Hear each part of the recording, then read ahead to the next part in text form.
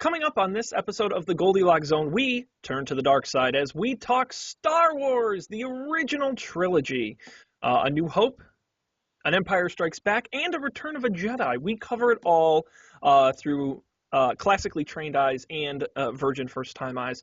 We talk Star Wars coming up on the Goldilocks Zone. Stick around.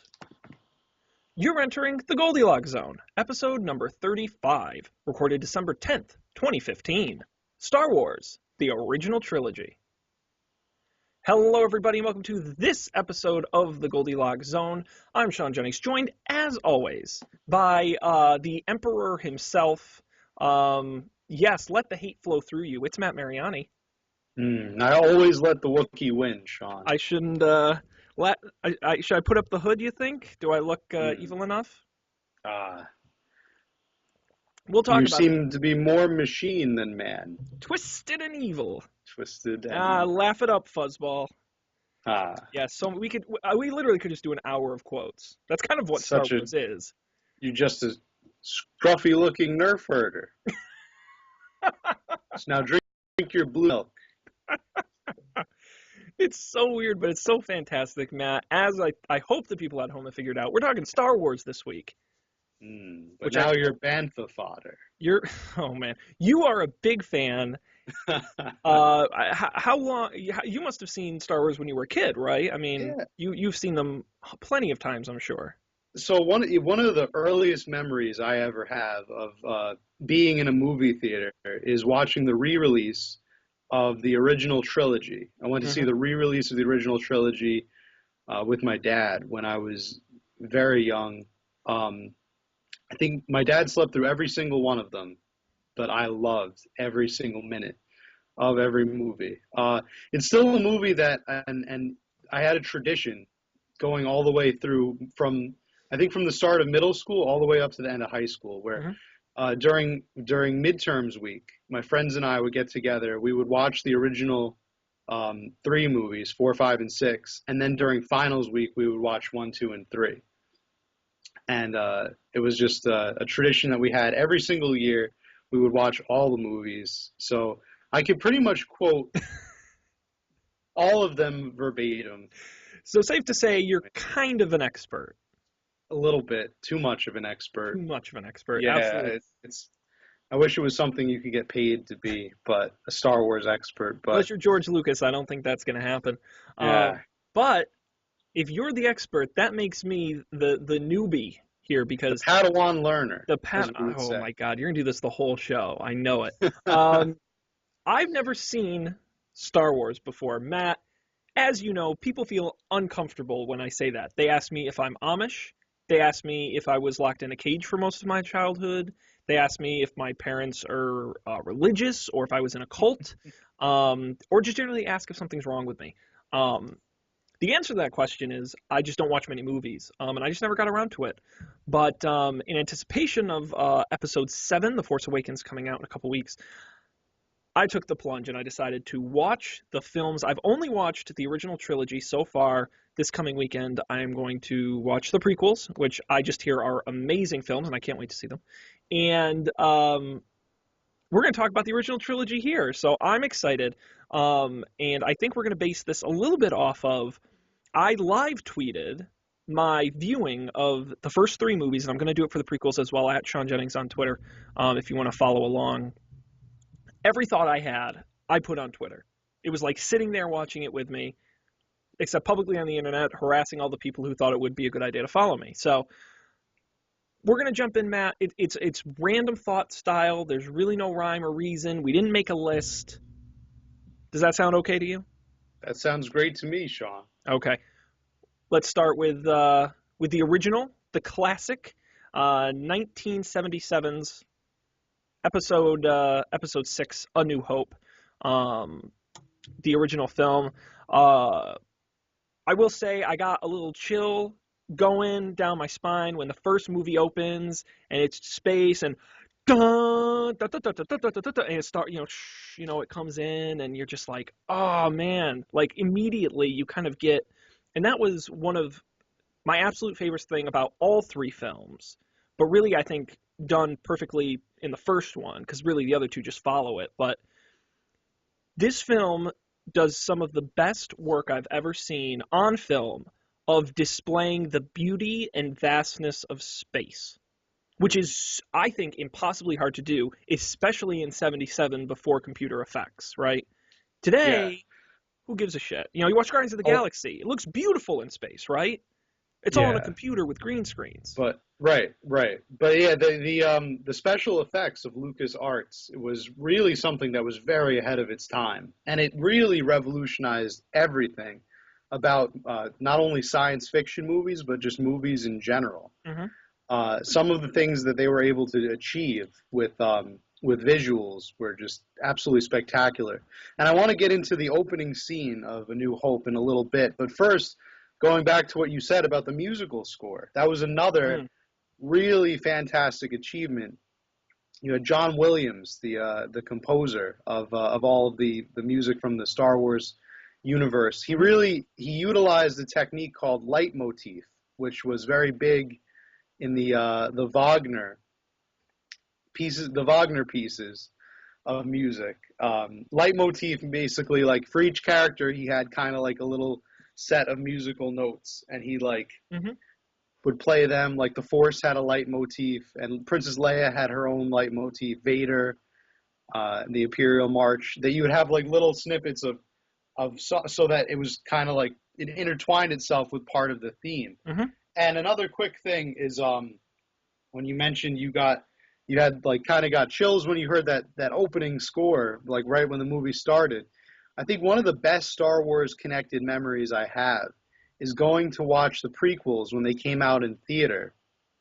And for when every one of them started up, episode 1, episode 2, and episode 3, especially episode 3 got the loudest because I went to the midnight showing for that, and that was Hmm. where you got the diehard fans. But for each one of those, as soon as that, it comes up, it says a long, long time ago in a galaxy far, far away. Hmm. And then when the Star Wars thing shot itself, the logo shot itself up onto the screen, thunderous applause from the audience. Like everybody just erupted into like insanity, Hmm. especially from the first episode because it was back. Star Wars was back, and episode 3, I think everybody figured that was going to be the end. It was going to be the last Star Wars. Little did they know, Yeah. Star Wars Many years keeps later. basically printing money, so it's not going anywhere. So yeah, it was just really cool to like get that enthusiasm Well, from and some the fellow Star community Wars fans. aspect. I mean, it's amazing as I've watched through these and I've tweeted and I've talked to people in person. There's a reason I'm made fun of. It's because everybody has seen these movies, and it really is a unique, connected experience, especially in the 21st century, where we're all into more niche things than we've ever been before. That all you say is, it's amazing. I would tell people something about a specific scene, and they would know what it was, right? I'd say, "Oh, I hated when they put that CGI lizard in there," and they'd immediately know this movie that came out how long ago, and they remembered and could connect with it and have a conversation about it. Complete strange people who I thought I would never have this kind of conversation with. That is a very rare experience in media, and I think that's why Star Wars keeps coming back, is because somehow, no idea how, somehow it managed to work that way into our culture, really, and that's what it is. It's not a movie. It's not even a story. It's more of a cultural icon. Yeah, uh, it's it's kind of like yeah, like you said, a cultural icon. It's something that unites, and it's also a cross generational Hmm. icon, which I think is something I don't think it ever expected to be. I mean, one of the fun facts. I'm going to be introducing some fun facts throughout our That's show. what you're here for, right? Yeah, that's what I'm here to spruce that up a little bit with the fun facts. And one of the fun facts I wanted to bring up was that George Lucas didn't believe there was going to be a second Star Wars. Even when he made the first Star Wars, it was not really titled A New Hope. It was Hmm. just titled Star Wars because he was just going to think it was just going to be a one-time And thing. it is a very self-contained movie. It really is. Yeah, it really is. If you watch, you could watch A New Hope as its own Hmm. movie, and it would be totally fine. Actually, the scene, and spoiler alert, I'm sure that it's not Well, really a spoiler yeah, alert for anybody because now that you've seen all the Star Wars movies, everybody's seen literally Star has. Wars Yeah. movies. Everybody in the world. So in the end of the movie, when Darth Vader's TIE interceptor bounces away from the explosion, that scene was shot after all of the other scenes. That's actually the last scene to be filmed because it was kind of, I think it was kind of spliced in there. I'm not even sure if it was part of the original theatrical release. Hmm. I think they spliced it in after the theatrical release to basically to because it was just going to be a done deal. Like Hmm. the Death Star was going to blow up, and it was just going to be presumed that Darth Vader died in it or in the explosion, and evil would be defeated, and that would be that. Yeah, But the people wanted more, Sean, and more they got. and they sure did. But anyway, we should jump right into the discussion of that first scene. Yes, which first scene are we talking about? The very, very opening shot. I'm just going to throw in another fun fact about Okay. Star Wars.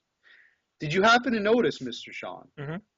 what the opening scenes, two things the opening scenes of every Star Wars movie you have seen so far had in common? No. Two things. Okay. One, they were all shot in space. The opening scene took place in outer space. And Okay. two, no dialogue at all. Ah. No dialogue in outer space. But at the same time, no dialogue doesn't mean no story. Every single opening scene basically set the stage and told you everything you needed It's to know amazing. about how the movie was going to play I, out. I tweeted this, and please, if you're watching and you have an answer, please email us. But name another movie that's done that, that's done an opening like that, where it's, there are lots of film sequels and stories told across film, but that open so blatantly and that are just in your face about it. And like, look, you're in the story. There's no easing you in. We're starting strong. We're plugging it in. Um, and we're just going to explain it to you. And listen, you're on board for the ride, whether you like it or not. I thought that was really unique. And to be honest, I didn't really appreciate it until the second and third films, because that's when it starts clicking in your head that, wow, this is really valuable, especially when you're talking a story so epic. Now we all know the story pretty well. I mean, there were plenty of scenes I knew were coming just from general pop culture, but back then, I'm sure when people saw it for the first time, it was important. And it's a really cool way.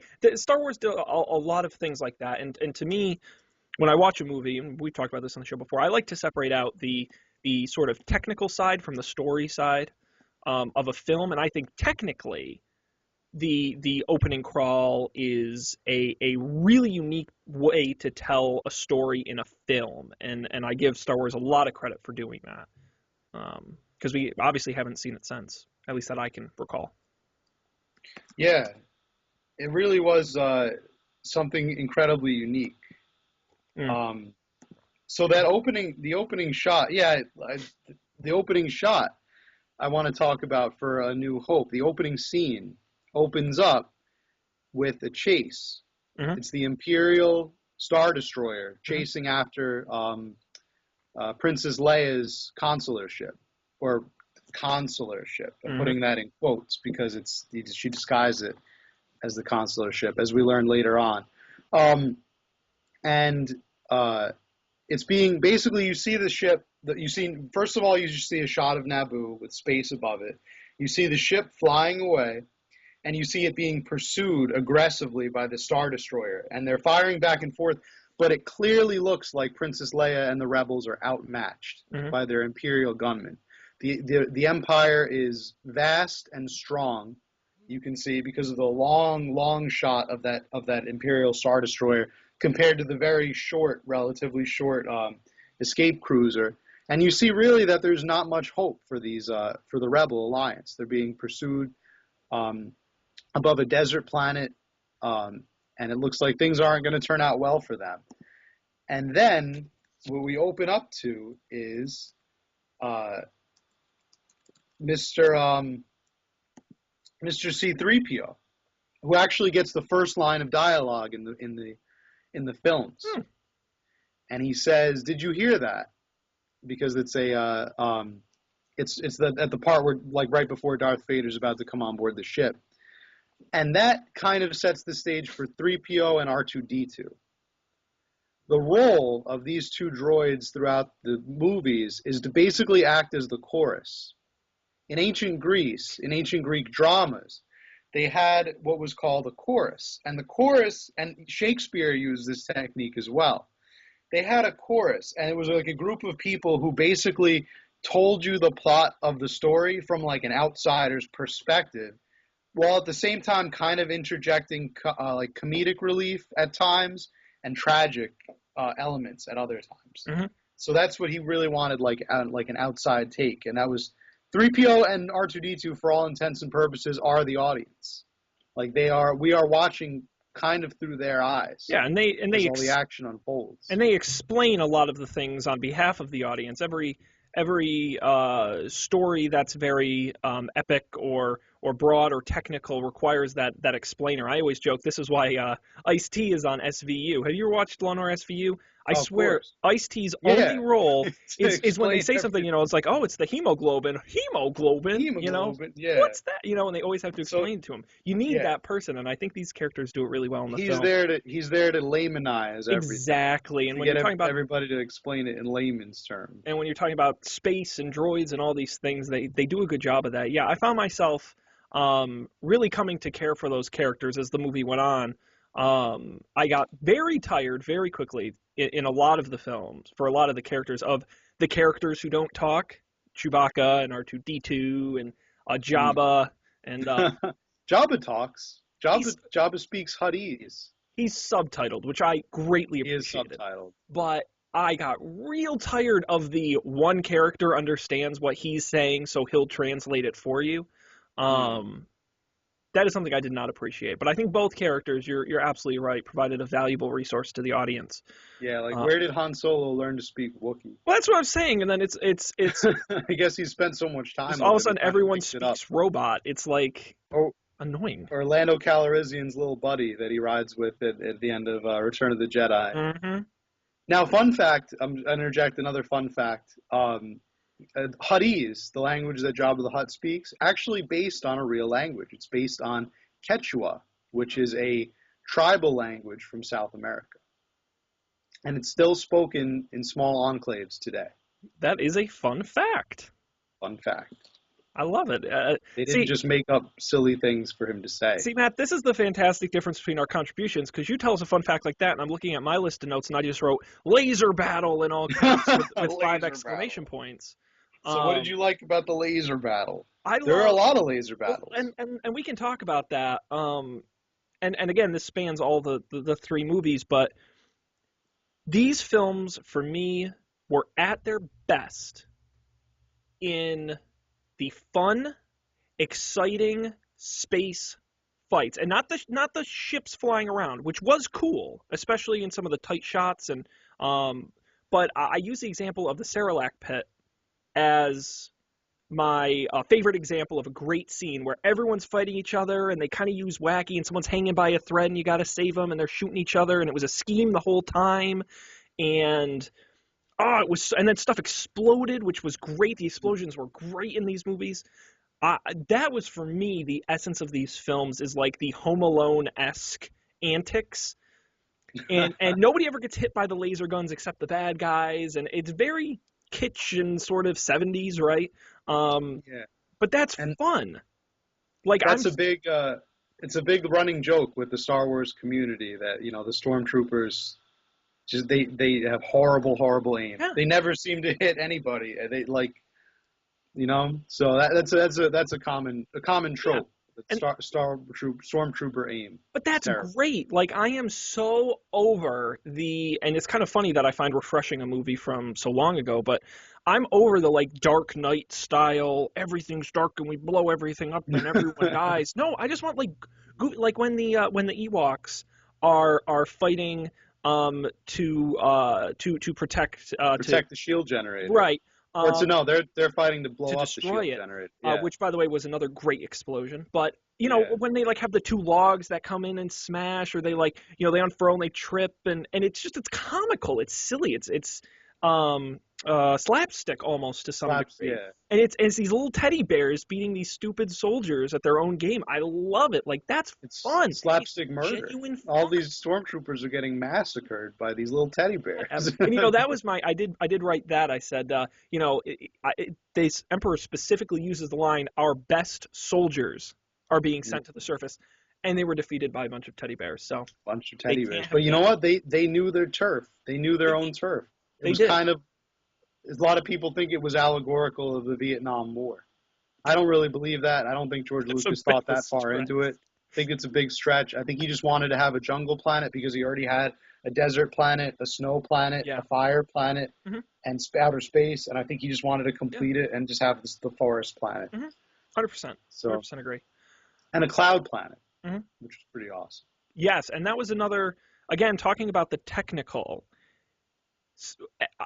I loved the wide shots of these locations. Like for example, when in the first movie, C-3PO and R2 in the desert, these little tiny pinpricks in this vast desert space, again showing the vastness of these planets out of space and how alone they are, just by a single camera angle.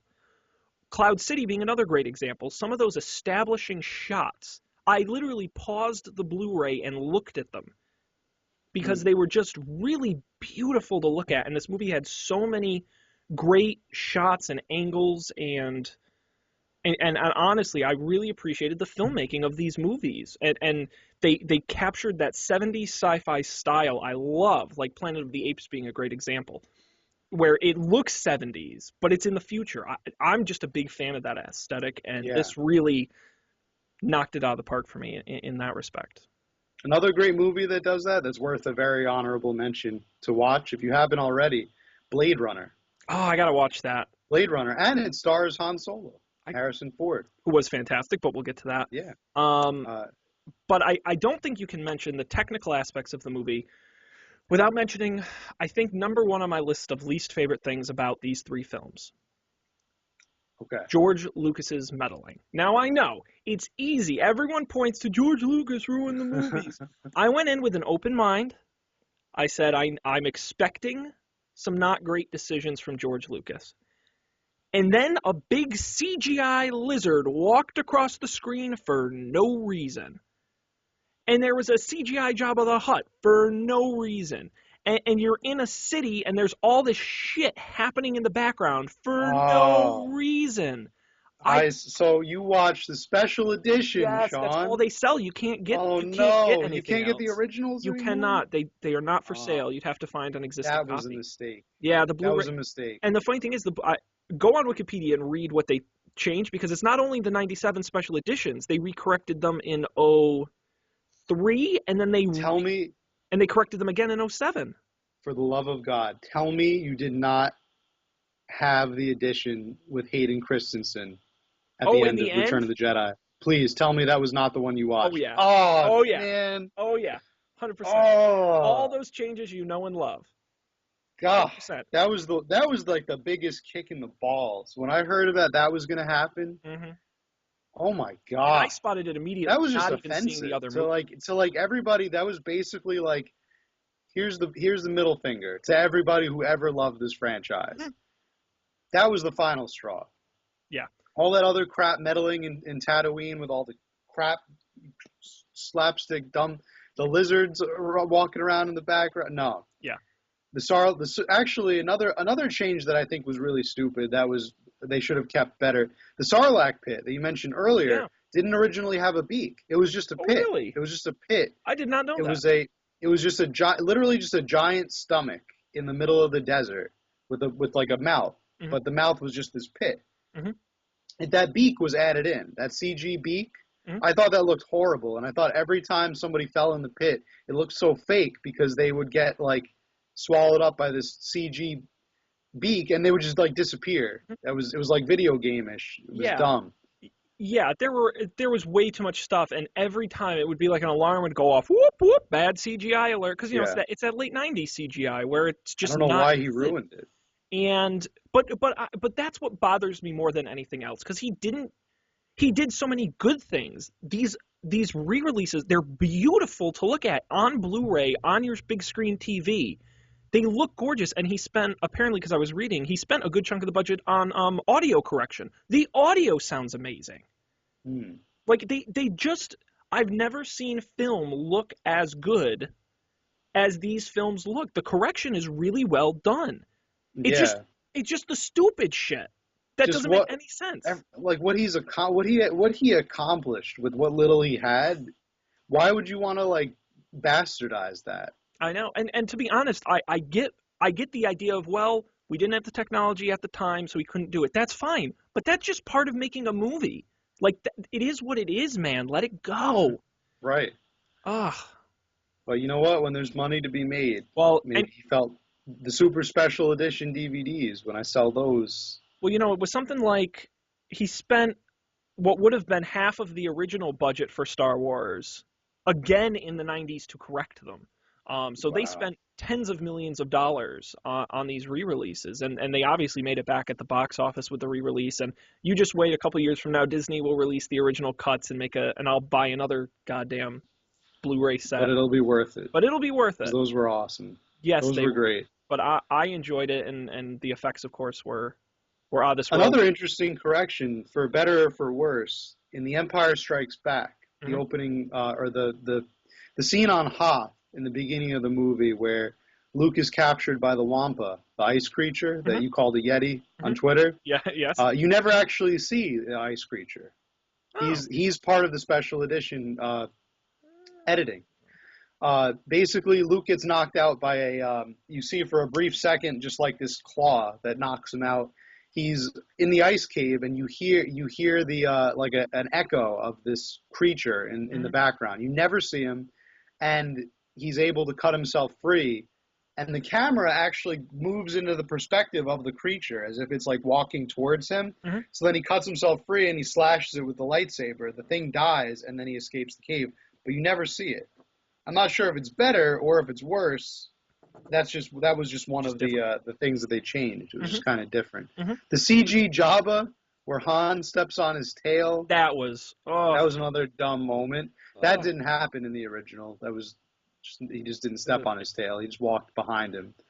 And I think I shared on Twitter.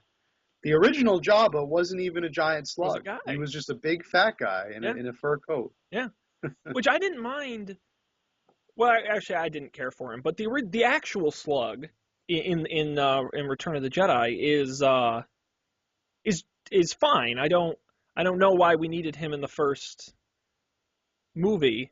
But I cared for him more than I would a regular guy. I'm kind of glad they took the extra step to make him something a little more interesting than a fat guy.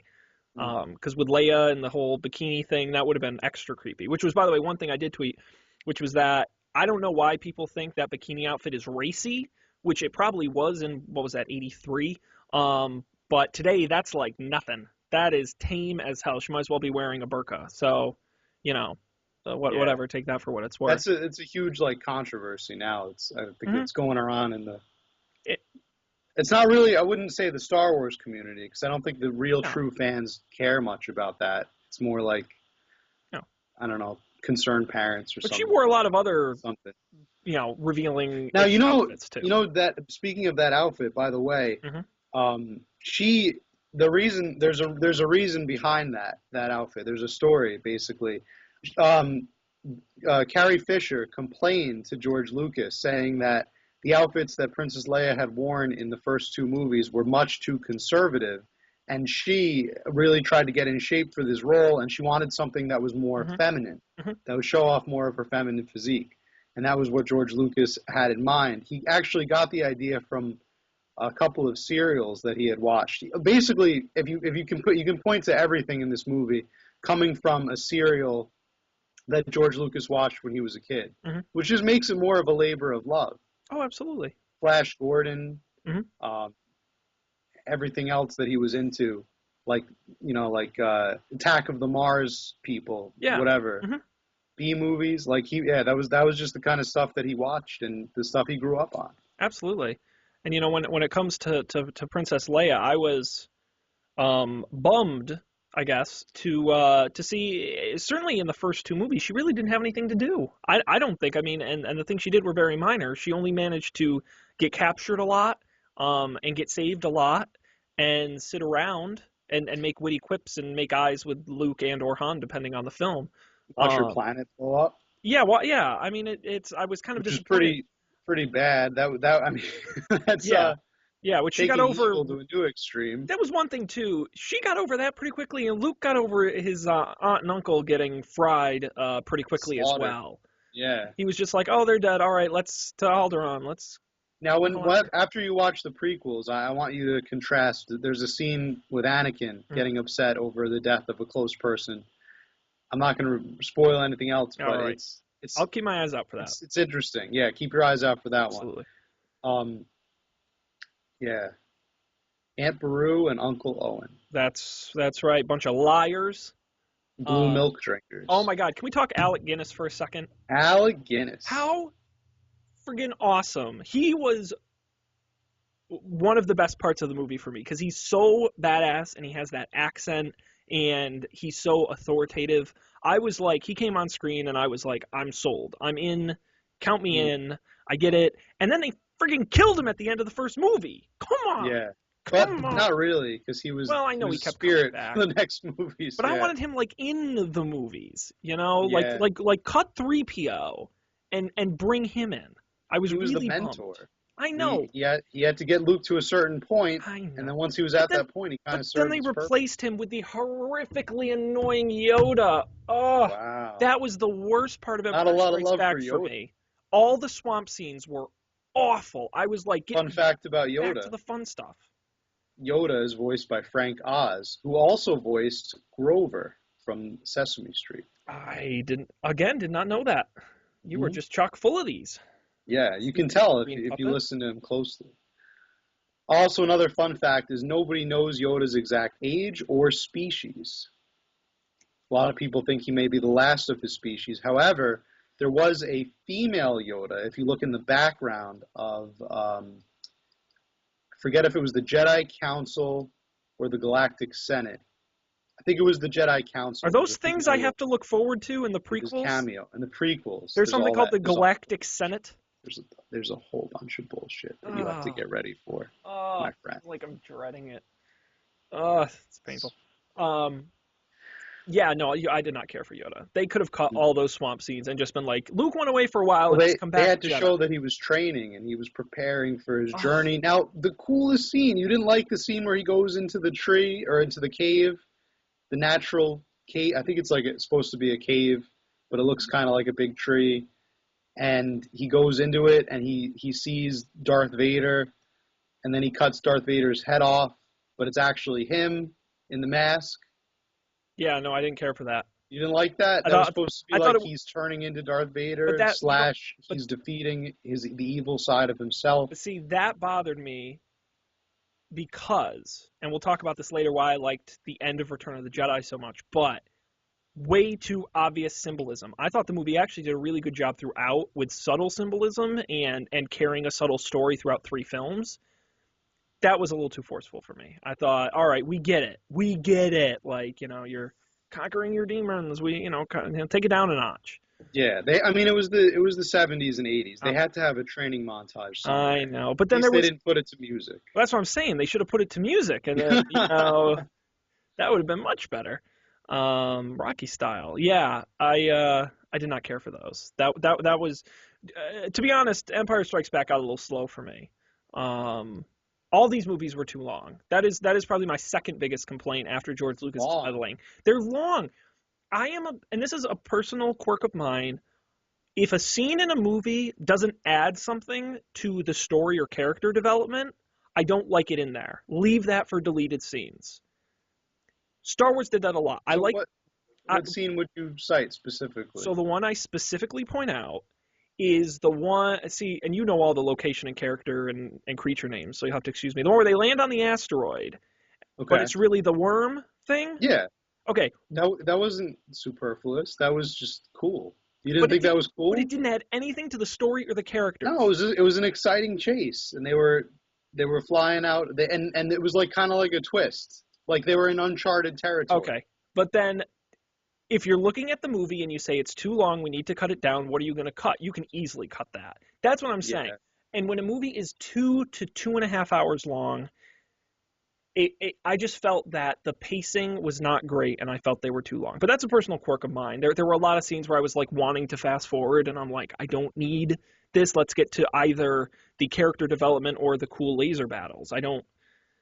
Well, there's a lot of, and I'm going to delve a little bit too deep on this one, I think. There's a lot of, when you look at like Star Wars as a film, there's a lot of mistaken identity that happens Oh. in every movie.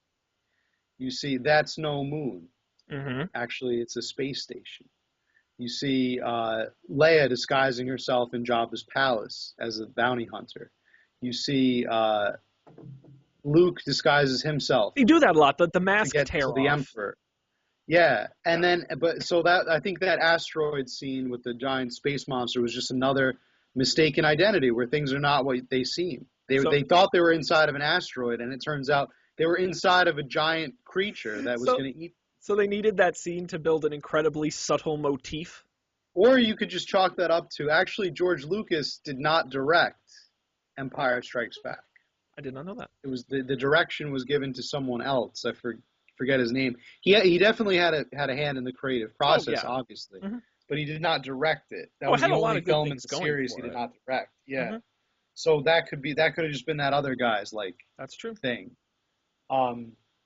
Also, another fun fact about the asteroid scene: if in that scene where the Millennium Falcon is hiding up against the asteroid so that it doesn't get sensed by the Imperial Star Destroyer's radars or radar system, you can see if you pause, you can see a potato, a shoe, and a slice of pizza, apparently, hidden in the asteroid field. Try it if you got some time. Maybe the special edition wiped all those out because those were fun.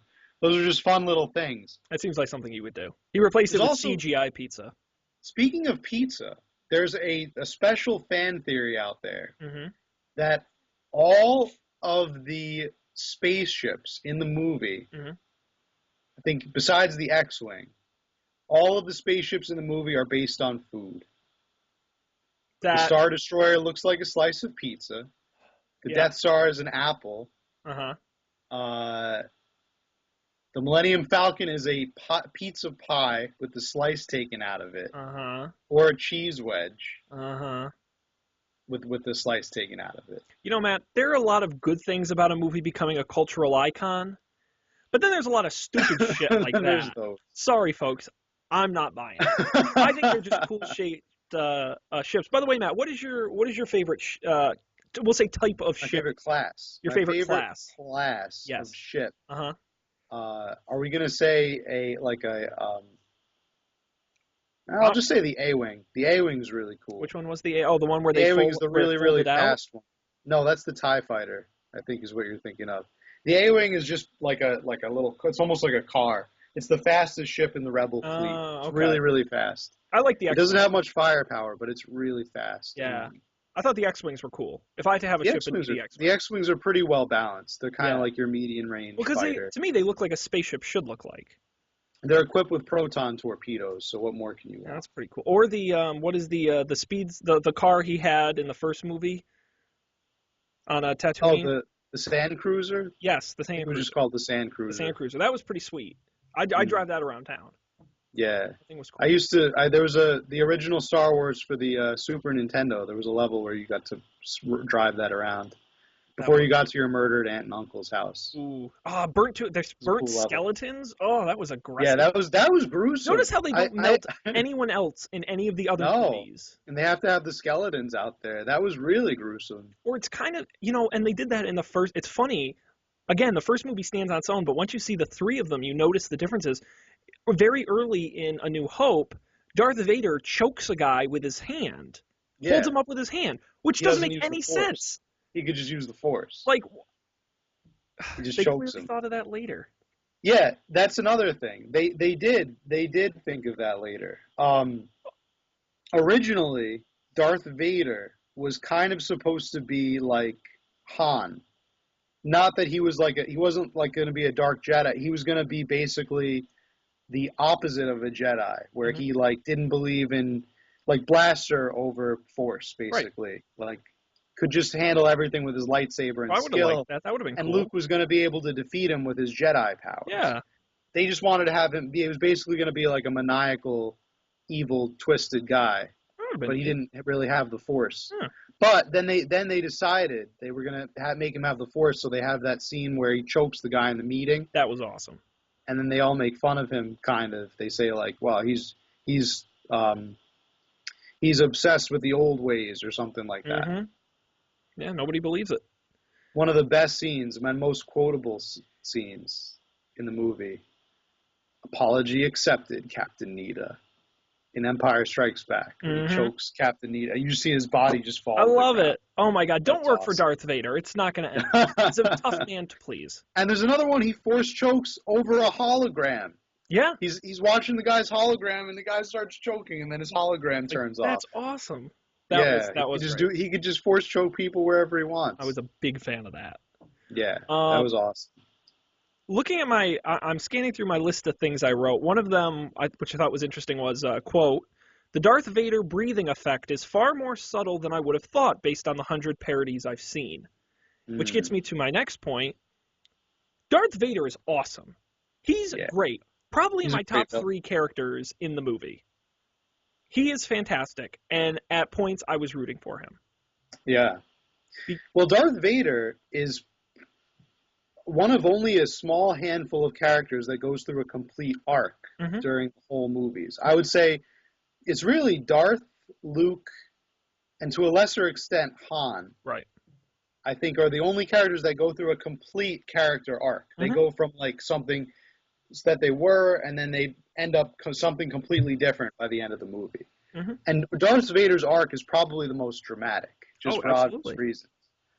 Um, we'll have a lot more with his backstory, obviously, when we watch the prequel. You know it. Um, But and also, what was up with the Emperor shooting lightning bolts out of his hands? That was unnecessary. I was watching that and I'm like, this he had doesn't. unlimited But that's what power. I'm saying. Like, it doesn't fit canon. Like for me, it was like, okay, we've never seen anyone else do that. Now you're suddenly, it's like, oh, you can shoot lightning bolts. I don't know. I thought that was That weird. was something. That was the evil force that he could force lightning. It's what's a Sith technique. I'm sure I'll learn more about that in the coming films.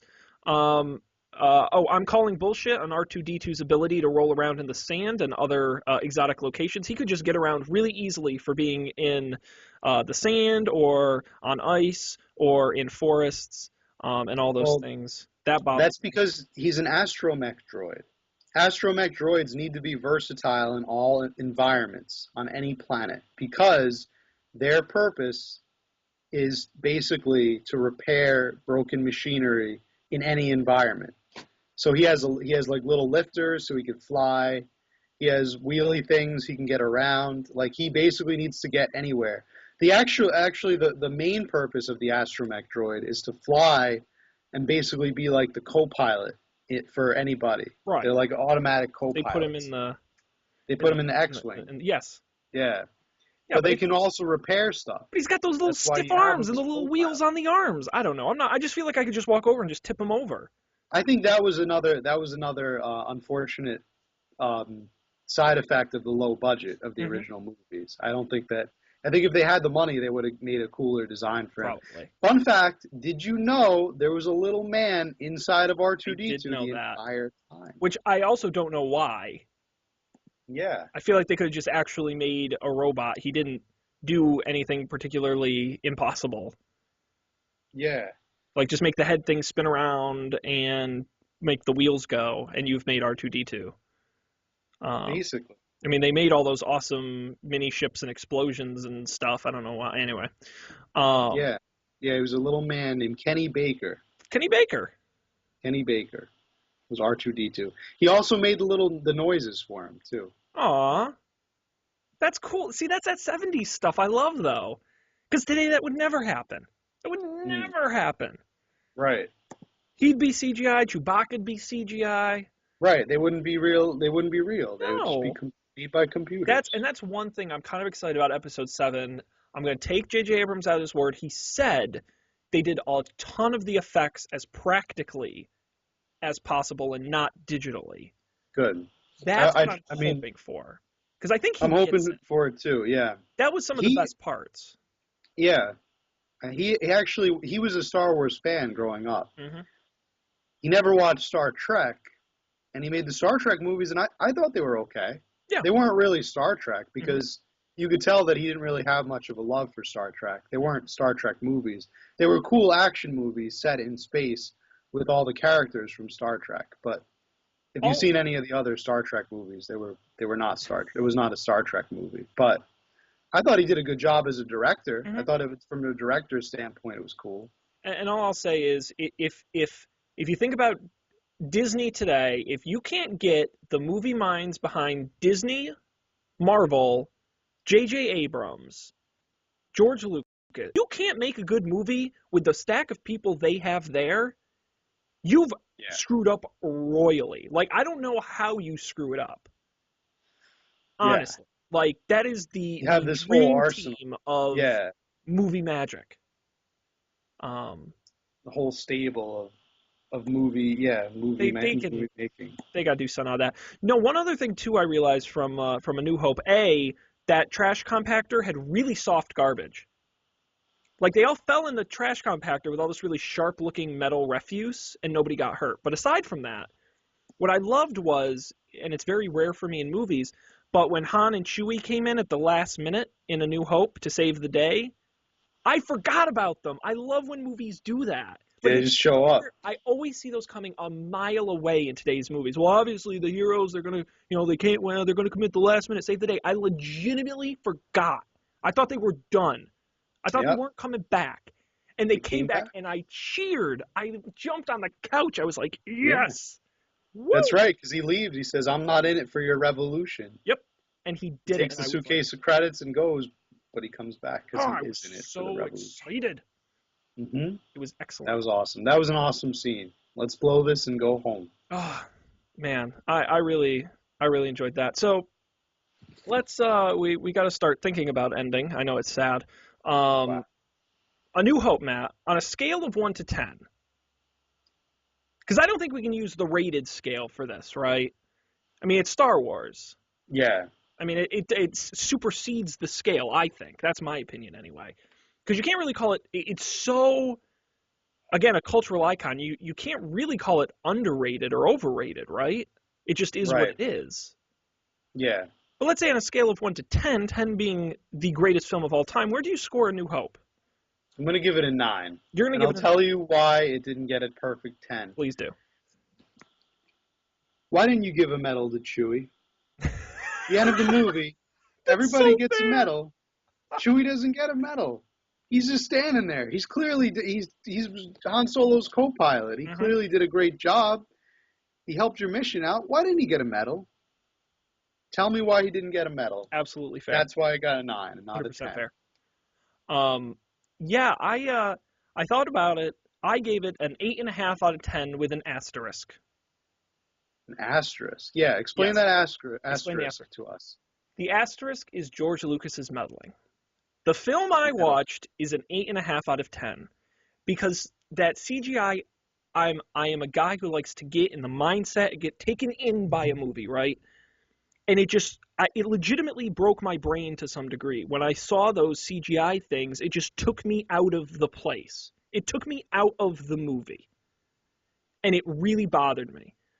If I'm assuming seeing the unedited version, I would give it a whole nother point. I'd make it a 9 out of 10, and I would say it's probably in my easily top 10 favorite movies I've ever seen.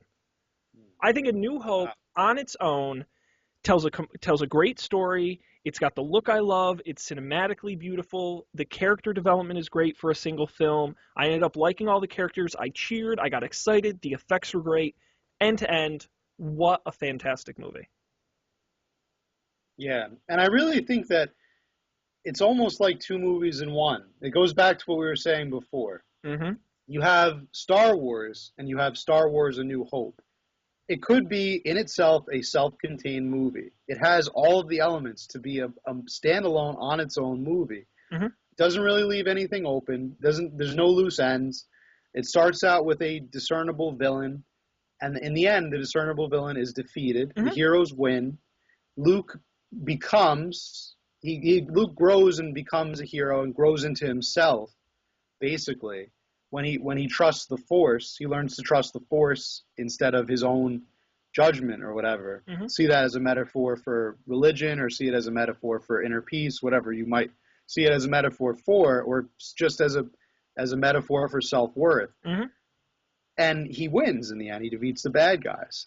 And then only later on did they decide to, follow it up with a sequel. Right. So you really have it. You could watch the movie the entire time just thinking, like, this is its own thing. Or you could watch it and say there are going to be, I'm gonna watch this, and then I'm gonna watch Empire, and then I'm gonna watch Return. Yeah. So that's what's one of the magical things about that movie is to me. And to be honest, I think if they had never made the sequels or the prequels, I still think that film would be remembered very fondly. In a lot of ways, yeah, Planet of the Apes or any one of these sort of. I'm trying to think of one that never had a sequel, but like some of these films are, I think it would be very fondly remembered. I just think it's a really good standalone film. But that's not the only one they made. Right. You got to remember, they also made, talking about Empire Strikes Back, a few notes I made. One, Hoth, cold.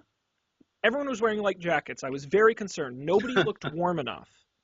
They were wearing like sweatshirts, and it's supposed to be a planet I covered think in ice. Han threw a parka on when he rode out on his Tauntaun, didn't he? And he only barely survived with a parka. So His how is it? Tauntaun froze before it got to the first marker, I mean, just like the guy warned him. But everyone's before just he hanging left. out outside with like exposed hands and faces. Like I was very confused about the weather on that planet, which is something I know we should be really. Well, isn't that a good place to put your rebel base then? I guess. I mean, you wouldn't think to It's look there. CGI Tauntauns were terrible. Let's see. What about the part where they cut the Tauntaun's stomach open and Oh, hide in it for that was one? unnecessary. Why did you do that? You didn't have to do You know, that. actually, if you look on Amazon, they have a Tauntaun sleeping bag Ugh. that actually the zipper is on the stomach, so it's like you cut, and I think the zipper is actually the end of a lightsaber, so it's like you're cutting the stomach That's open. so dumb. It's a fun little That's so little dumb. joke, little in joke for the Star Wars fans. Matt, let's talk about AT-ATs for a second. AT-ATs, AT-ATs. I don't know how to feel about them because on one hand, they're really cool. Like They are really in terms of a design, I would never think to do that. Armored transport assault. What's the other T? I don't know. Yeah. So you think that they're impractical? But that's it though. They really are impractical because you've put all they're top heavy. You put all the weight on top. Like all they did, they just tied up the legs. Did like nobody think that was going to happen? All-terrain armored assaults. That transport. Like it's a cool design, but it's so impractical. But that makes them really fun to destroy. They're perfect to destroy. They just what I don't understand is it right in the name, all-terrain armored transport.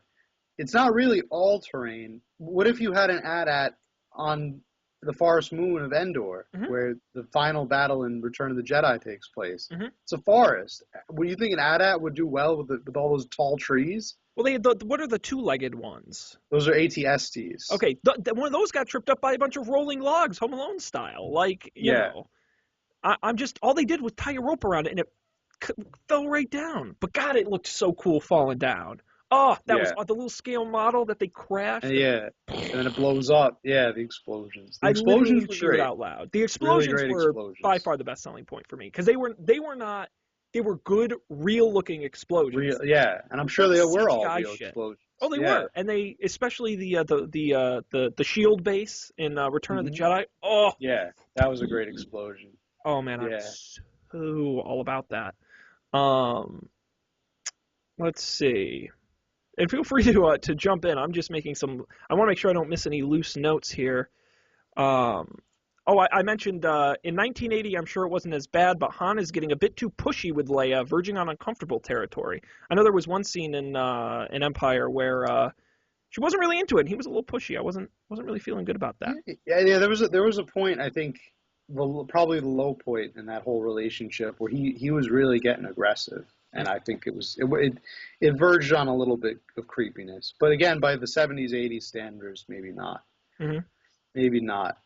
No, no, Another for fun sure. thing Hmm. that I should have mentioned earlier when I was talking about the opening dialogue in the movies, or the opening scenes having no dialogue, the closing scenes also had no dialogue. Hmm. So first scenes and last scenes, no dialogue at Hmm. all, um, which I thought was the most powerful in Empire.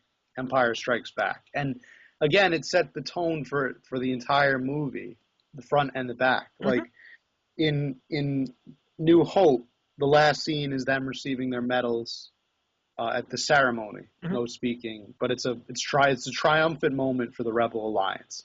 In Empire, well, we'll get to Empire in a minute, but in the end of Jedi, you have the Ewok celebration, the parade, the fireworks, and the music, the dancing. You see, like this is the final triumph. Like Hmm. it's finally over. And then in Empire, the last scene is Luke is just rescued from his battle with Vader, Hmm. his ill-fated battle where he loses his hand, and it's really it it captures the low point of the Rebel Alliance. Like Luke was defeated and he Hmm. had to run away, barely escaping with his life. He learned the true power of the dark side. He learned that Vader is his father Hmm.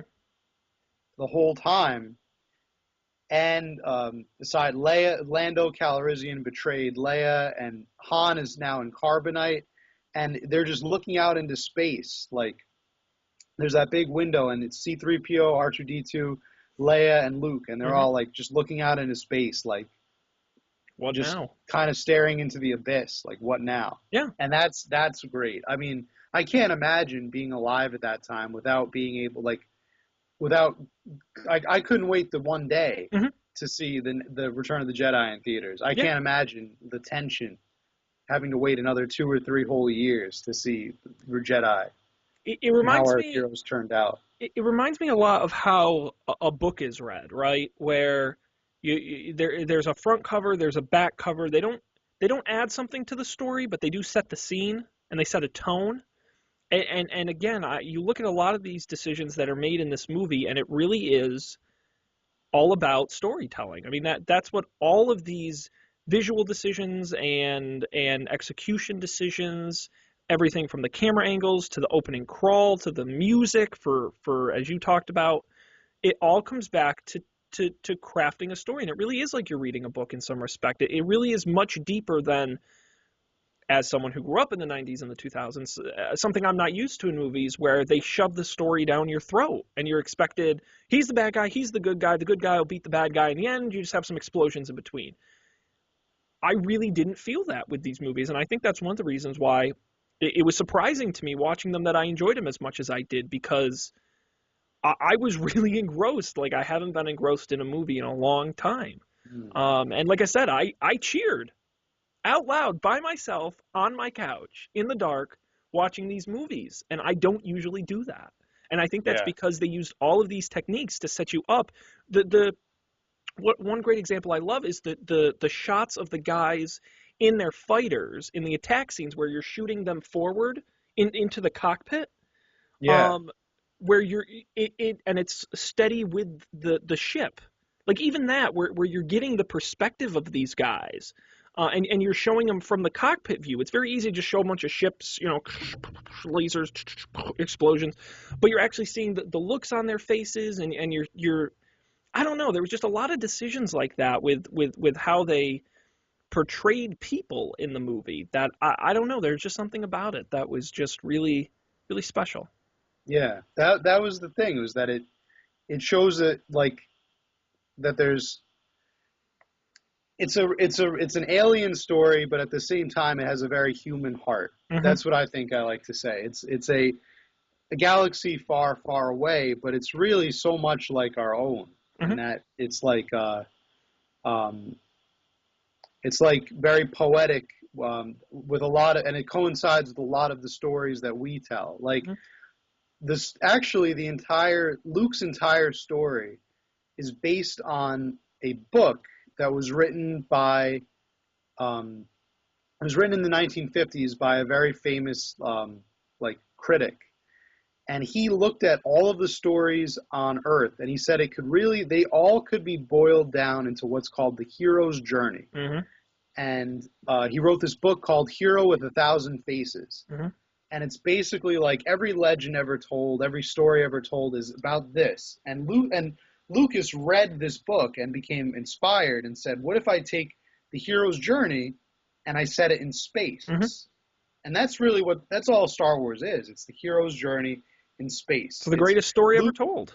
yeah, Luke goes from naive, stubborn, somewhat unknowing acolyte, like very very low level like person, Mm-hmm. grows over time and training, the training scenes that you didn't like in Empire, and all the other stuff. I mean, I think he learned a lot of experiences blowing up the Death Star too. Mm-hmm. But it shows like the human growth over Mm-hmm. time, and then in the end, he becomes the savior really of everyone.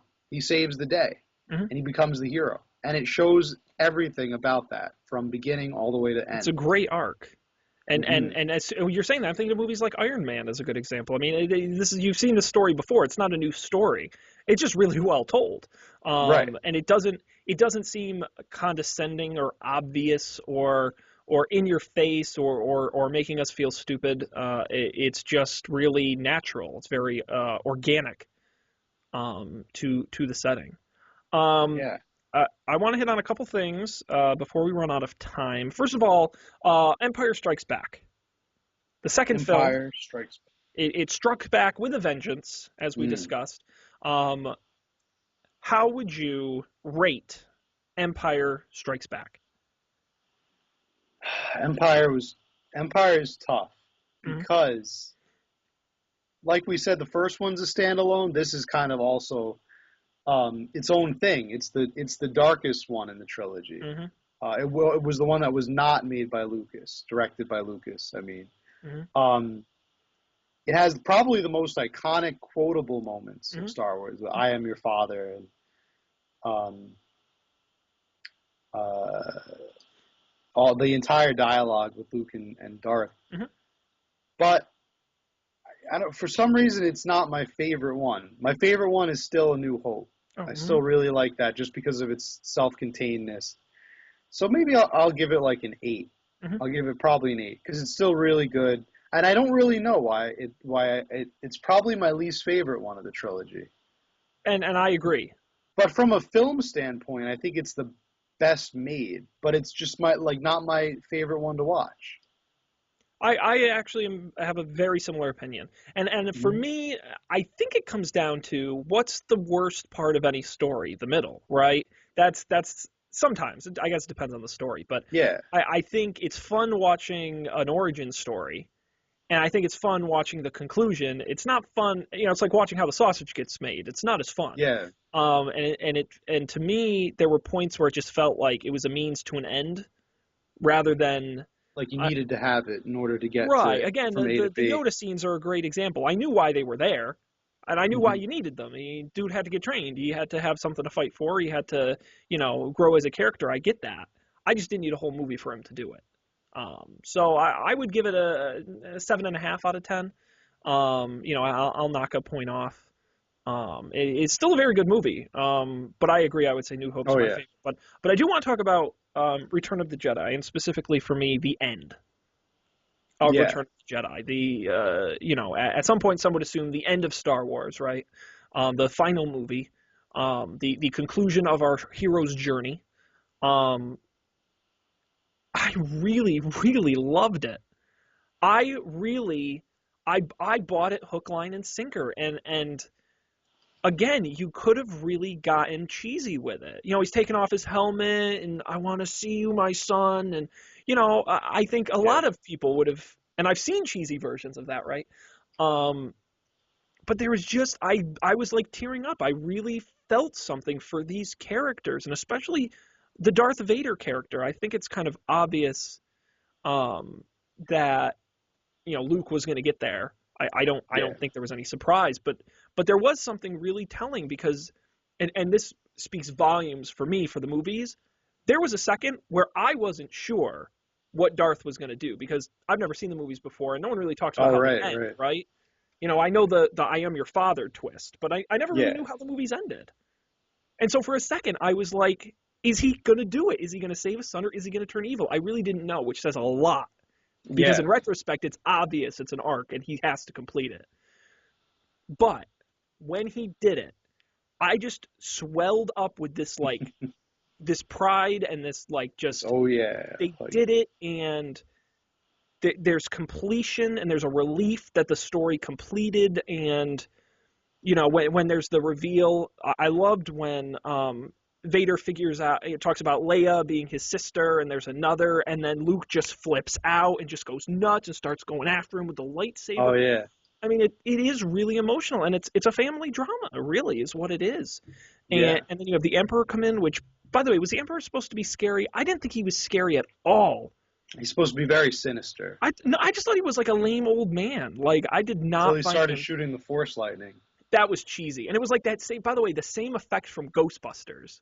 I You don't go I watch don't that. think that that was my yeah, I think that was the mistake was that I think that the Empire was a little the Emperor specifically, Emperor Palpatine, I think he was just like he came across as too feeble. He was weak. I think that he kind of looked like a frail old man, and I think that was kind of what Lucas was going for was that again the mistaken identity. Like Hmm. you assume that he's going to be this frail, weak old guy, but then he shoots force lightning, and he's very powerful with the dark side His of the chair just force. spins around a lot. Like I don't. Yeah, I got over. He had a cane. Come but on. I don't think he needed to be that frail and feeble. No, I think that was weak. he just kind of needed to be shrouded in like secret. But yeah, so the ending for me, excluding the really cheesy cheering and the CGI cheering scenes and Hayden Christensen and all of that nonsense, that was a little much. I didn't care for that. But everything up to that point, everything right up to Vader dying and then him burning the body dramatically, which I thought was cool. Um, yeah, I knocked it out of the park. I thought the ending was absolutely everything it needed to be and accomplished 100% of its goals. What a great three-movie story told for all of these characters, too, which I want to say Leia I felt was left out a little bit. I feel like I didn't get enough character growth from her. You did get some, right? She didn't do anything in the first movie, and by the third movie, she was kicking some ass. So She kicked yeah. Return of the Jedi was her film to kick it ass. was. So Whether it was in Jabba's palace or whether it was on the planet on the forest moon, mhm. she did a lot of cool stuff. But you saw an arc in Han, and you saw it in a lot of the Luke, in yeah. the entire Rebel alliance, and of course in Vader and Luke, and it was really nice to see. It really was a great story. For me, it's always that scene in the end when they burn Darth Vader's body. Wow, That's what gets me. powerful. That's a powerful scene. And again, there's no dialogue. That's after the last line of dialogue in the movie is Hmm. spoken. They light his suit on fire. Basically, it's like the end of the Empire. Basically, Yeah, and it's Luke putting some demons to rest there, demons, and his really own demons, right? putting that side behind him. Yeah, putting away his own fears that he could turn into this or he Hmm. could become this Absolutely, and someday. it was nice. It was Mm, nice. I don't know, man. What do you think great of movie. Return of the Jedi? I You wanna liked put some Return. points on it? I really like Return. I'm gonna put it at a I'll probably put it at a 8.5. I'm gonna put it 8.5 just because um it's kind of the end of the movie kind of almost and I don't want to ruin it, but it kind of almost feels like a recycled version of what happens in A New Hope. Hmm. Like they have to assault the Death Star again Yeah, and they they got to blow it celebrate up at the end. again and they Yeah. got to celebrate again and like it's No, you're kind of right. like a repeat of like what exactly what happens. Hmm. I don't think they had to I don't like that they were trying to rebuild the Death Star and it's Yeah, like half complete. and actually, it's I weird that the just really second didn't Death like Star that. was easier to destroy than the first one. I guess because it was under construction. It But was under construction, right? And think about how many independent contractors died I, you when know, they were building I that tried to that be Death good Star. about not doing those things in the movie where it was like, where'd they get all the materials to make that? It's giant. They had to raise taxes, obviously. Oh Space my God, could taxes you went imagine? way up. Could you Space taxes imagine were super high. how much it costs? I've never read any, but I know the economists always do those articles, like, blowing up the Yeah. Death Stars would have bankrupted The Empire. the Empire. Yeah. Yeah. But I just didn't like that. I think that it could have been like something else. I don't know. Maybe they could have been on their own planet, and the Rebel Alliance has the chance to blow up the Imperial planet that they're on, but they don't. They decide not to, in an opposite of what the Empire does when they blow up Alderaan. hmm I don't know. And then instead they go on the planet and kill the Emperor or something like that. Yeah. Also, since when does destroying one leader completely crumble and destroy the entire empire? hmm I hope we'll get some Obviously, answers to that in the new movie. this is a very top-heavy empire. If hmm just killing the leader makes the entire thing fall to pieces. hmm But I then you agree. could say maybe the evil side of the Force, the dark side of the Force, was so strong within the Empire that he had all these people under some kind of like spell, some sort of evil Jedi magic. Maybe. Then in that case, when they're all killed, then they're basically just victims of I'd like like the new mind movie control. to explain that. What Yeah, happened after the fall? yeah. Or did they fall? Maybe they're The still in second control. Death Star blows up, and that's it. Like Yeah. all of a sudden, everybody just gives up. But Like the what Empire's now? over. You got us. You got us. Yeah. But Everyone just yeah, quits. in Yeah. reality, I think it would have been a little bit more complex than No, that. I agree.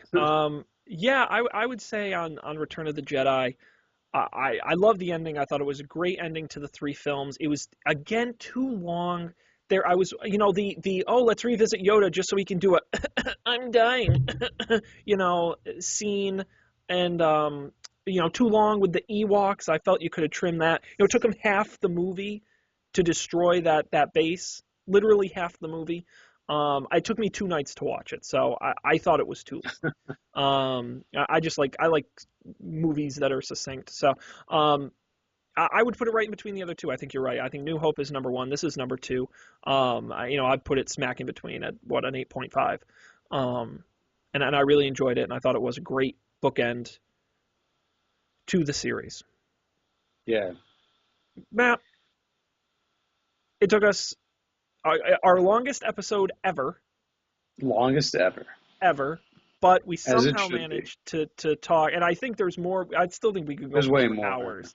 There's way Um, we could have our own podcast just about the and Star Wars I bet there are universe. several, because it Yeah. is pervasive.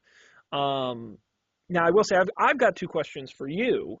First, Mm. anything I should know about before diving into the prequels, Wow, without spoiling? Is Sean, there anything I should be aware of? there are many things you should be aware of, Oh boy. but all I'll tell you is prepare to have your heart just ripped out of its What? chest. If you love these movies, these prequels are gonna absolutely kill you. They're just gonna like, oh my god. But Matt, are you there? Matthew? Matt? Oh no! We go a whole hour and 13 minutes before he completely collapses.